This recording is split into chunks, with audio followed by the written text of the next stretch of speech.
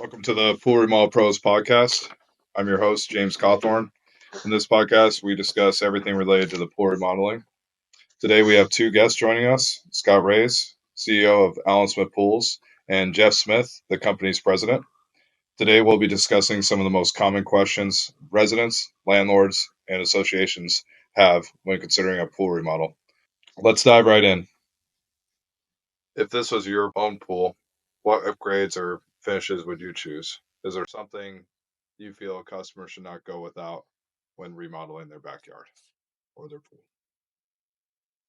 I'll start. Yeah, I'll take that one first, James. Well, I know you're asking upgrades and finishes, which are obviously that's the fun part, but what I would say number one is safety. I'd want to make sure I was as safe as can be in the backyard, especially with young children.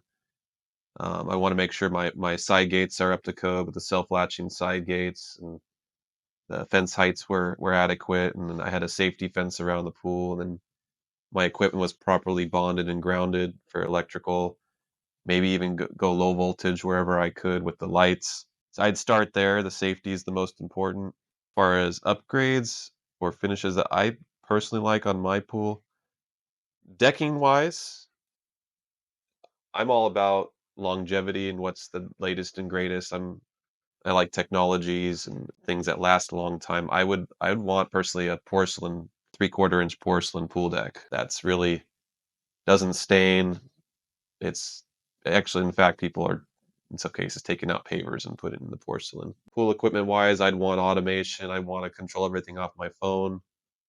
I'd want to be able to turn the heater on from my phone. I want to turn the lights on from my phone. I think most people would probably agree with me on that one. Pool finishes, I'd want definitely at least a pebble finish or greater, like a glass bead or pebble finish that with the micro glass on there. That's what I would do.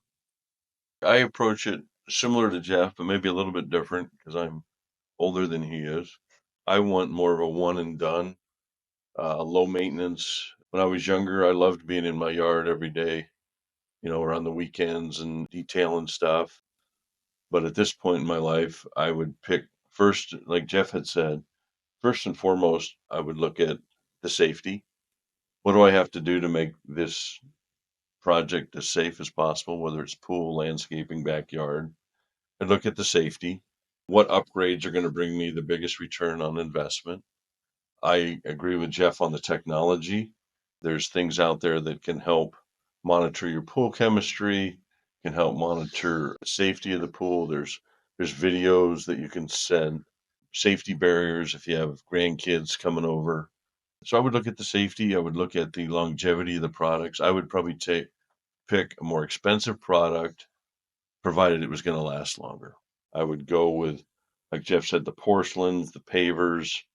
I'd go with the best pool finish I could get. In my own personal pool, I did a blend of pebble and glass, and we actually came up with a custom finish name for it. What was the name of that again? Blue Rays Brilliance. Sounds familiar. Yeah, it was a beautiful finish. It was fun to do, and it's one of my favorite finishes. But it was built to last. I didn't want an all glass pool because they can be problematic in some areas. I didn't want an all pebble pool, so I kind of went with a hybrid. I wanted a lot of bling, so I had a lot of abalone. I wanted a lot of lighting, a lot of features that were fun for the kids. So I would make it, and then in California especially, I enjoyed being home. It was a staycation. I much rather be home, and so I would design or build a backyard that you don't want to leave. And the cost would be probably the last thing on my list, if I was able, depending on my budget. But if I was very limited on funds, then I would go for the safety. I'd go for the functionality, and I'd probably go with the less expensive products. But if you did have more resources available, then I would go for something that's going to last, look good for the longest period of time, knowing that you're always going to have to maintain something. You're always going to have to replace something at some point. But I would utilize the latest technology and the best materials available at this time and try and pick something that would probably not go out of date in 20 years.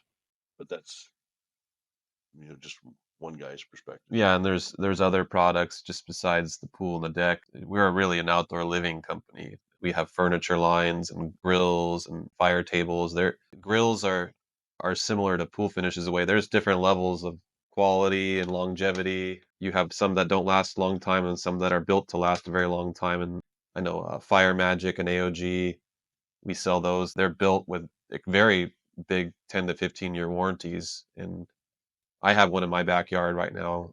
And then same with like outdoor furniture, you can get Mhm. very low Inexpensive. quality, inexpensive. I mean, affordable. Mhm. It's quite frankly, it's affordable, but it's going to start fading and falling apart fairly quickly. Or you have these higher end Mhm. furnitures that are just built to last, or like a Telescope Casual, Mhm. the Ratanas, which we have in our showroom here, and we do sell those. I'm just more been in the game so long, and Scott's been in the game so long. We just see stuff that falls apart and the stuff that doesn't fall apart. And you get a certain age or life experience, and you're like, you know what?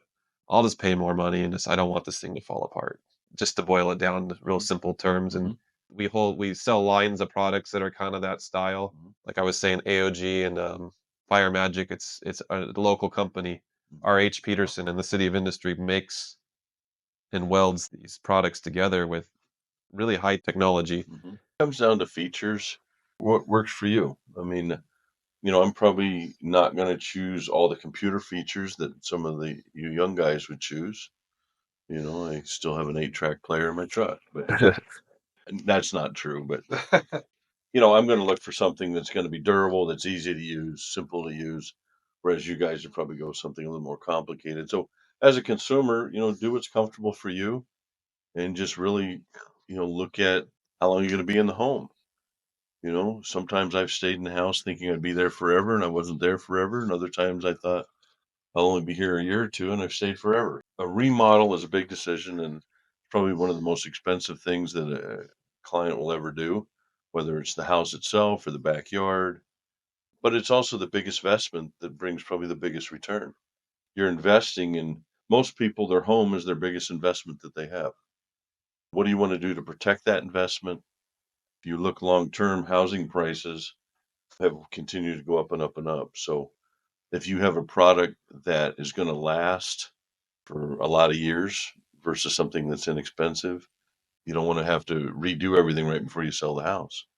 And James, you're saying what we do on our personal houses. The last thing I would add, having seen a lot of these projects and how they turn out, is 100% absolutely do landscape, hardscape lighting, Mhm. outdoor lighting can transform your yard. It's really, really nice. And there's some really nice brands out there, really nice fixtures, really good lighting options out there. So that's something I definitely would Yeah, I agree. recommend. I agree with you, Jeff. I would say most homes look better at night.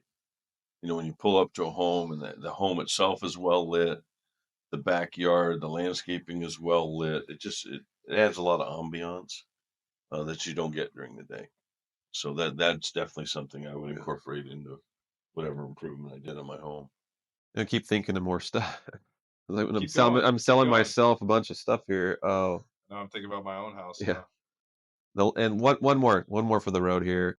Knowing how much water chemistry affects our I'm going to call it an investment because Mhm. it really It really is.